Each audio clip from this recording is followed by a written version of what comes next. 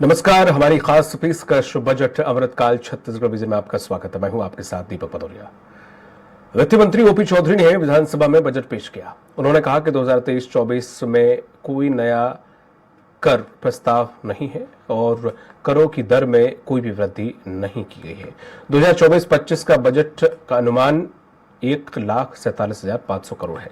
पिछले 5 वर्षों में बजट की वृद्धि 8% थी। पिछले साल की तुलना में इस बार बजट 22% अधिक है। लोक निर्माण विभाग के लिए 23,300 करोड़ रुपए का प्रावधान किया गया और भी कई सारे प्रावधान और कई सारे विभागों के लिए बजट दिया गया है। इसी पर चर्चा करेंगे, लेकिन उससे पहले देख लेते हैं रिपोर्ट। बीजेपी की नई सरकार बनने के बाद छत्तीसगढ़ में पहली बार 2024-25 के लिए बजट पेश किया गया। वित्त मंत्री ओपी चौधरी ने बजट पेश किया। विधानसभा पहुंचने से पहले वित्त मंत्री ओपी चौधरी ने मंदिर जाकर पूजा की। इसके बाद सीएम विष्णुदेव साय से मुलाकात की। उन्होंने ब्लैक ब्रीफकेस में बजट पेश किया। निश्चित रूप से clear road map, clear vision और क्लियर स्ट्रैटेजी के 10 स्ट्रेटेजिकल पिलर्स रखते हुए हमने इस बजट को प्रस्तुत किया। इसे केवल आय व्यय के लेखा जोखा के रूप में नहीं देखा जाना चाहिए, बल्कि यह किसी सरकार के एक विजन का भी दस्तावेज होता है। पूर्ण विभाग होता है स्वास्थ्य शिक्षा, उस पर भी काफी जोर दिया गया है। निश्चित रूप से शिक्षा विभाग में भी, स्वास्थ्य विभाग में भी बहुत बड़े बड़े कामों को हाथ में लिए हैं। पहली बार छत्तीसगढ़ के इतिहास में डिजिटल बजट पेश हुआ है। छत्तीसगढ़ की नई सरकार से आम जनता को काफी उम्मीदें हैं। वित्त मंत्री जिस ब्रीफकेस को लेकर विधानसभा में पहुंची, उस पर ढोकरा शिल्प की झलक है। वहीं द ग्रेट सीजी की झलक इस बजट में देखने को मिली। साथ ही इसमें अमृतकाल की नींव दिखाई दी। कैबिनेट की मंजूरी के बाद बजट को विधानसभा में पेश किया। किसी भी सरकार की वित्तीय स्थिति जो पहले से खराब थी, उस बीच में चुनौतीपूर्ण जो काम किया, निश्चित रूप से ये प्रदेश को आगे ले जाने वाला बजट है। और ये तो पहला साल है। आगे आने वाले समय में हम और रेवेन्यू बढ़ाकर न केवल मोदी गारंटी 2023, बल्कि 5 साल में जो अधोसंरचना के क्षेत्र में हम विकास कैसे करेंगे, उसका ये बजट है और बहुत अच्छा बजट है, सराहनीय बजट है। आज का ये भारतीय जनता पार्टी का बजट, विष्णुदेव सरकार का जो बजट है, लोक कल्याणकारी हित का बजट है। ये एक विजन डॉक्यूमेंट्स है कि 5 साल में छत्तीसगढ़ एक प्रगतिशील राज्य के रूप में कैसा हो, अपनी आय की जीडीपी की डबल ग्रोथ करना, 1 लाख करोड़ों को आगे बढ़ा करके जो हमारा घरेलू घाटा है उसको कम करना और उसके साथ में डेवलपमेंट विजन के साथ आगे बढ़ना, अपने सोर्सेज का सदुपयोग करना और आम जनता के हित में काम करना, ये हमारी प्राथमिकता है। वो शायद उनका जो मामला है वो गांधी परिवार से ऊपर नहीं उठ सकता और हमारा जो सोच है दीनदयाल जी के ऊपर चल गया है, अंतिम छोर में रहने वाले व्यक्ति के ऊपर चलता है।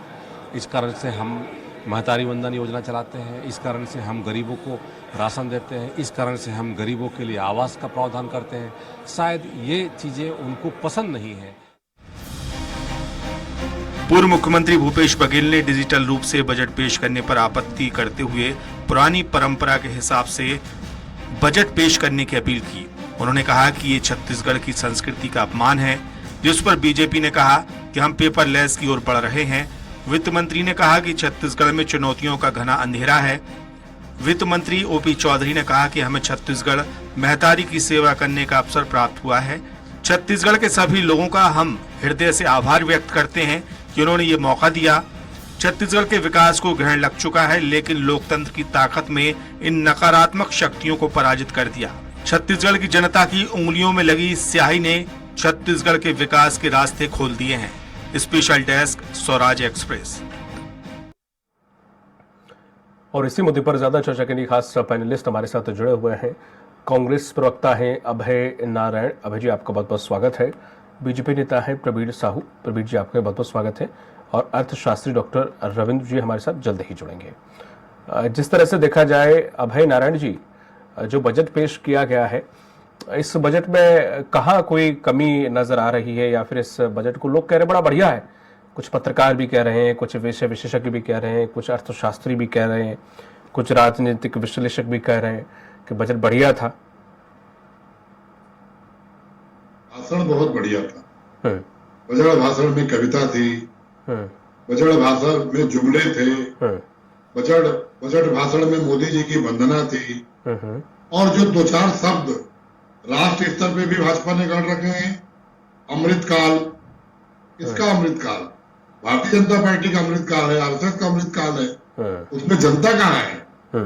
विकसित भारत की जगह विकसित छत्तीसगढ़।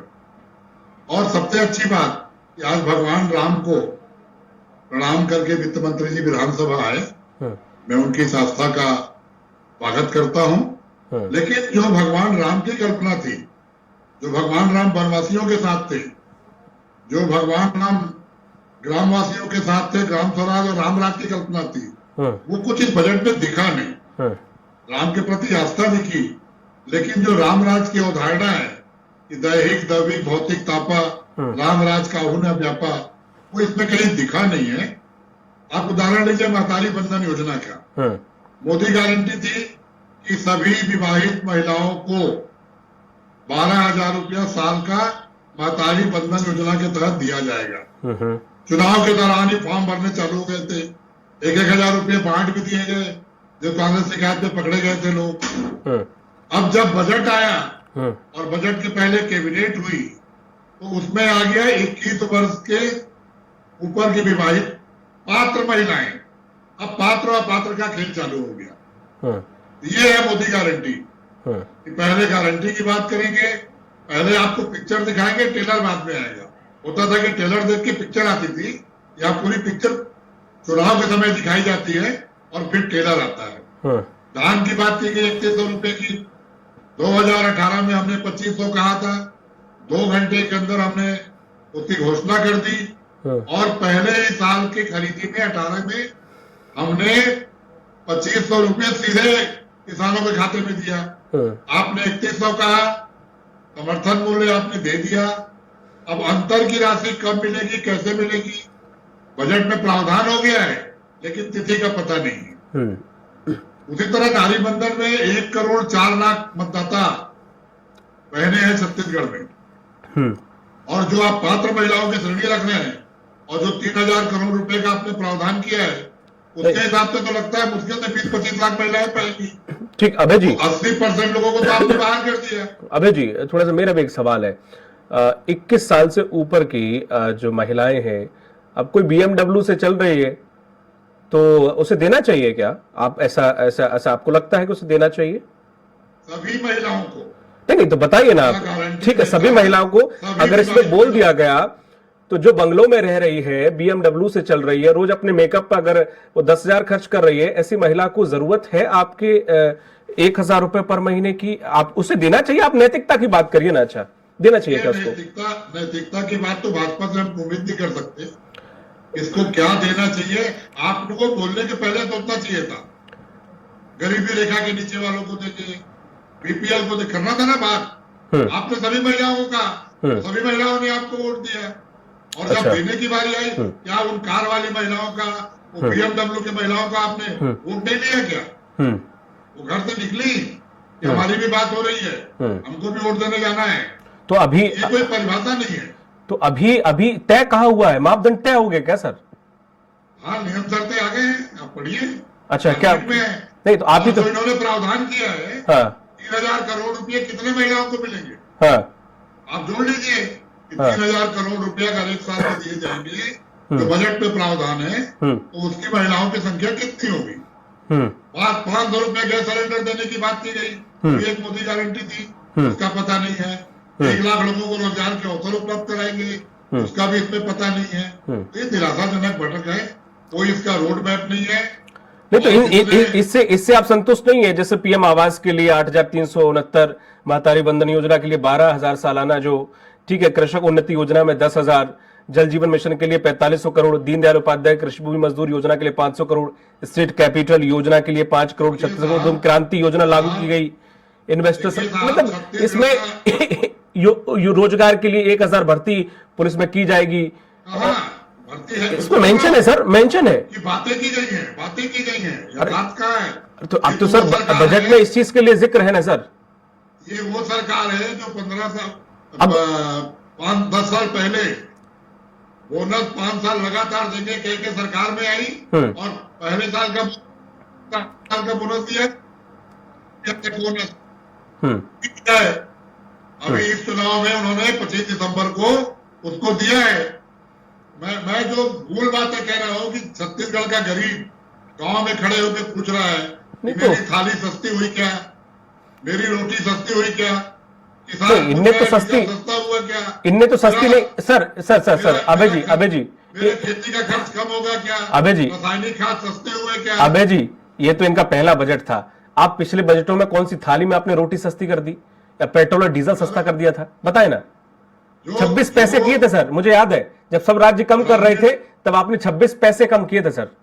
देखिए, ग्रामीण विकास के जितने काम भूपेश सरकार ने किए हैं, लोगों की जेब में पैसा डालने का काम, तो ये निकालेंगे, गोबर बेच के पैसा कमाए, आज उस योजना को आपने बंद कर दिया। स्व सहायता समूह की महिलाओं को हमने यूपा और रिपा के माध्यम से पैसे दिए, आज उसका कहीं उल्लेख नहीं है। ठीक है, मैं प्रवीण जी के पास जाऊंगा। सीधे उनकी जेब में पैसा डालने का काम किया। ठीक है प्रवीण जी, बात की, ठीक है प्रवीण जी, सक्षम बनाया।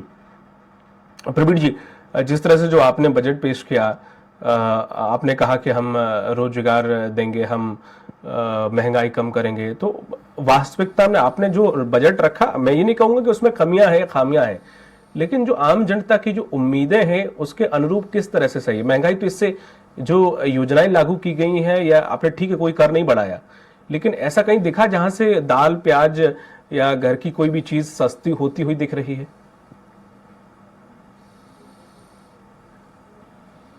देखिए, सबसे पहले मैं भारत माता की जय कहूंगा, जय छत्तीसगढ़। आपके सामान्य चैनल के सभी दर्शकों को नमस्कार करता हूं, प्रणाम करता हूं, सभी पैनलिस्ट को भी नमस्कार। देखिए, सबसे पहले इस प्रदेश की जनता को मैं साधुवाद देता हूं और बधाई देता हूं कि आपके समक्ष आज प्रदेश का बहुत ही अभूतपूर्व बजट प्रस्तुत हुआ है, जिसमें किसी भी प्रकार के टैक्स में जो है बढ़ोतरी नहीं कही गई, ना ही टैक्स के दरों में वृद्धि की गई। उसके बावजूद पूरे देश में मैं कह सकता हूं कि पहली बार ऐसा बजट है जिसमें हमारे रेवेन्यू इस वर्ष जो है लगभग 22% की वृद्धि होगी, और यही वृद्धि कांग्रेस की तकलीफ हो रही है। मैं आदरणीय अभय नारायण जी को बहुत देर से सुन रहा था और वो कह रहे थे कि हम कुछ नहीं किए, लेकिन उनके बातों में ऐसा विरोधाभास है। कह रहे थे कि बोनस की बात करें, लेकिन बोनस दे दिए हमने, बिल्कुल वही तो हम कह रहे कि आपने 5 साल बोनस देने की बात कही थी। इस बात को लेकर आप सत्ता में आए थे, हमने कहा था कि हमसे भूल हुई थी, हमसे त्रुटि हुई थी कि हम बोनस नहीं दे पाए थे, इसलिए हमने क्षमा याचना करते हुए जनता से अपील की थी कि हमें अवसर दीजिए, हम बोनस देंगे। और हमने बकायदा डेट बताया कि 25 तारीख को हम बोनस देंगे, और हमने 3716 करोड़ रुपए का बोनस दिया।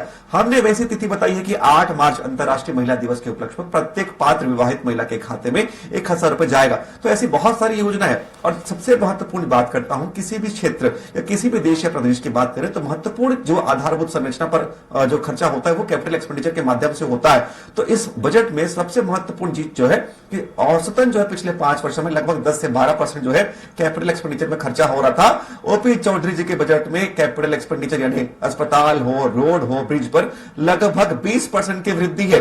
मैं इनसे पूछना चाहता हूं कि जब रोड पर खर्चे होंगे, जब अस्पताल पर खर्चे होंगे, तो क्या रोजगार का सृजन नहीं होगा? निश्चित रूप से होगा। इनकी यही तकलीफ है कि किस प्रकार भारतीय जनता पार्टी धरातल पर काम कर पाती है। ये पिछले साल के बजट के कुछ आंकड़े हैं जो आपके समक्ष में प्रस्तुत करना चाहता हूं। देखिए, सारे मद में पैसे रखे हुए थे, बिल्कुल मतलब पैसे जरूर थे, लेकिन धरातल पर 1 रुपए खर्चा नहीं होता। भाई, मैं इसके प्रमाणिकता इसलिए कह सकता हूं कि पंचायत एवं ग्रामीण विकास मंत्रालय के माध्यम से इन्होंने आवंटन लगभग 3089 करोड़ का पिछले बजट में किया था, और आवास योजना में भी लगभग 3300 करोड़ का आवंटन किया था। इसके बावजूद इनके कद्दावर नेता, प्रदेश के पूर्व डिप्टी सीएम आदरणीय टीएस तेजस्वी को अपने महत्वपूर्ण विभाग से त्याग पत्र देना पड़ा था, क्योंकि उन्होंने कहा था कि सरकार की नाकामी के चलते 8 लाख लोगों का घर नहीं बना था। लेकिन हमारी प्रतिबद्धता जनता के प्रति है, इसलिए हमने अनुपूरक बजट में 3300 करोड़ का आवंटन किया, और प्रमुख इस साल के बजट में हमने लगभग 8300 करोड़ का भी हमने आवंटन किया प्रधानमंत्री आवास के लिए। तो चाहे आवास की बात करें, रोटी की बात करें, कपड़े की बात करें, सभी क्षेत्र में भारतीय जनता पार्टी निश्चित रूप से काम करती आई है। और यही कांग्रेस की परेशानी है, क्योंकि इनका जो है ध्येय एक ही है कि केवल गांधी परिवार के चरण स्पर्श करते रहे और उन्हीं के इर्द गिर्द घूमते रहे। लेकिन भारतीय जनता पार्टी की जो ध्येय वाक्य है कि हम भारत माता की सेवा के लिए आए। और वर्तमान बजट में बात करूं, ओपी चौधरी जी ने इस प्रकार लक्ष्य रखा है कि हम अस्तो मा सद्गमय पर विश्वास कर रहे हैं, यानी अंधकार से प्रकाश की ओर बढ़ रहे हैं। और कौन से अंधकार और कौन से प्रकाश का भी उल्लेख किया कि हमारे पास वर्तमान में चुनौतियों के अंधकार है, लेकिन विकास के प्रकाश की ओर अग्रसर हो रहे हैं। इसलिए बहुत सारी पंक्तियों का उल्लेख किया और ध्येय वाक्य किए कि यहाँ की आम जनता को राहत मिले। जिस प्रकार पुलिस के क्षेत्र में बात करूं तो लगभग 1089 छोटा उत्तर रखिए भर्तियां नहीं होने वाली है, वो विकास का क्षेत्र है। दूसरा 85 करोड़ का ऋण मुक्त जो है लोन जो है किसानों को मिलेगा। 10,000 करोड़ जो 10,000 रुपए वार्षिक जो है कृषि व्यक्ति जो भूमिहीन मजदूर है उनको मिलेगा। तो महतारी वंदन योजना में 3,000 करोड़ का आवंटन। तो प्रत्येक क्षेत्र में जो हमने वादे किए थे उस वादे के लिए हम प्रतिबद्ध है। इनकी तरह हम जुमले नहीं फेंकते कि जिस प्रकार शराबबंदी की बात कही थी, शराबबंदी नहीं किया। आपने कहा था 2 साल का बोनस देंगे, बोनस नहीं दिया। हमने जो दावे किए हैं प्रत्येक दावे के लिए हम प्रतिबद्ध है, क्योंकि इस प्रत्येक दावे को हमने मोदी की गारंटी के नाम दिया। चाहे वो बोनस की बात करें या 3100 रुपए प्रत्येक एकड़ में हम जो क्विंटल की बात करें वो भी हम करेंगे। निश्चित रूप से प्रत्येक वादे के लिए हम प्रतिबद्ध हैं। ठीक है। रविंद्र जी, आप तक आवाज आ रही है सर?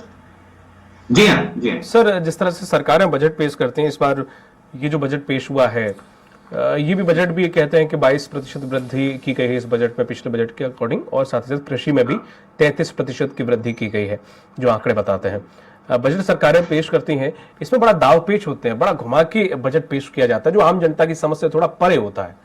कहाँ कौन सा पैसा इन्वेस्ट हो रहा है, बहुत सारी योजनाएं आती हैं, बहुत सारी योजनाएं बंद की जाती हैं, तमाम तरीके से पैसा बजट करके। इस पे मैं आपसे ये जानना चाहूंगा कि ये जो बजट है कि आम जनता को कितनी सहूलियत वाकई में जमीनी स्तर पर देगा?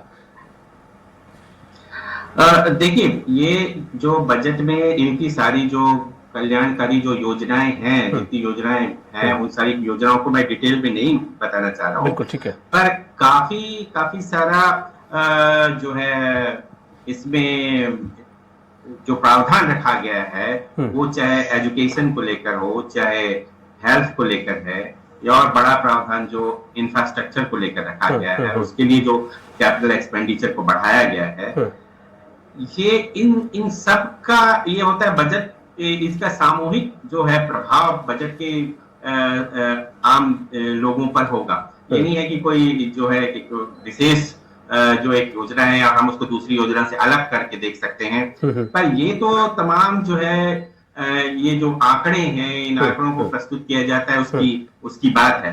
पर इसमें आगे जाके एक ये प्रयास किया गया है असल में कि सिर्फ ये आंकड़ों की इसमें बाजीगरी ना हो, और हम जो है एक साथ ही साथ अपने विकास का एक जो जिसको उन्होंने कहा कि रोड मैप जो बनाना है ना, तो एक विजन इन्होंने प्रस्तुत किया है कि डेवलपमेंट किस तरीके से होगा। वो एक उल्लेखनीय बात इस बजट के अंतर्गत है। तो चाहे वो कह रहे हैं कि हम जो है टेक्नोलॉजी का प्रयोग करके लीकेज रोकेंगे, और इसके कारण हमारा जो सरकार का जो खुद का जो कर राजस्व है, जो सरकार यहाँ अपने राज्य से राजस्व वसूल करती है, टैक्स वसूल करती है, उसको हम 20-22% का हम जो है उसको वृद्धि हम दिखा रहे हैं, ये एक बड़ी बात है। और दूसरा, घाटे को नियंत्रित रखा गया है, कैपिटल एक्सपेंडिचर बढ़ाया गया है, बजट का आकार भी बढ़ाया गया है।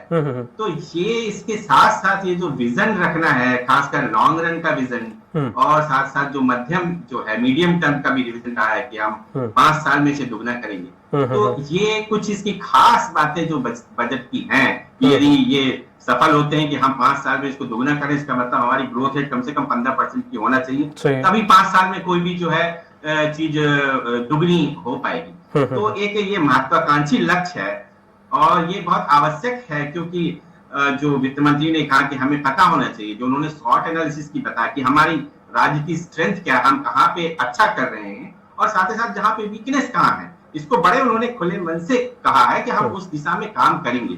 तो जैसे लीकेज की बात हुई, उसमें उन्होंने कहा कि हम टेक्नोलॉजी से रोकेंगे। और एक जो बात उन्होंने कही कि खासकर उनका जो लास्ट जो बात थी कि हम इसका जो क्रियान्वयन कैसे हो रहा है उसको भी हम देखेंगे। वो एक उनके 10 जो उन्होंने स्ट्रेटेजी रखी है डेवलपमेंट, उसके अंतर्गत है। तो ये कुछ ऐसी पॉजिटिव चीजें हैं जिसका कि हम समझते हैं कि एक अच्छा प्रभाव न केवल अर्थव्यवस्था पे पड़ेगा, बल्कि जो 3 करोड़ जो जनसंख्या है हमारी, उनको भी इसका लाभ मिलेगा। ठीक है। अभय जी, जिस तरह से आपने सुना रविंद्र जी को, एक अर्थशास्त्री हैं जाने माने, अगर वो इस चीज को लेकर कुछ कह रहे हैं तो विपक्ष को भी थोड़ा इस बजट को सराहना न सही पर साथ तो देना ही चाहिए। क्या ठीक है? जो विभागवार इसमें बजट में संख्या दी गई है, राशि की घोषणा की गई है। पिछले बजट में शिक्षा का प्रतिशत था 19.4 और इस बार 15.95% है, वहां भी आपने घटा दिया। उसी तरह कृषि के क्षेत्र में पिछले बार 16.6% था बजट का हिस्सा, इस बार 14.05 कर दिया आपने।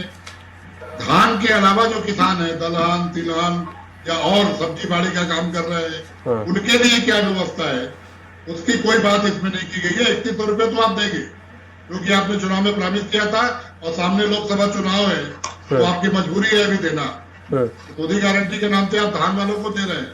धान के अलावा जो किसान, उनको खाद पे क्या सब्सिडी देंगे, उनको उर्वरक क्या सस्ते मिलेंगे।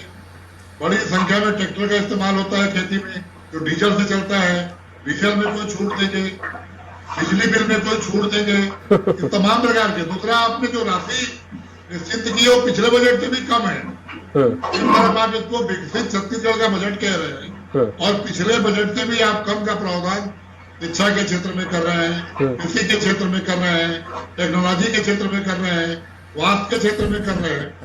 कह रही है अभी हमारे शास्त्री जी ने कहा कि आंकड़ों का खेल।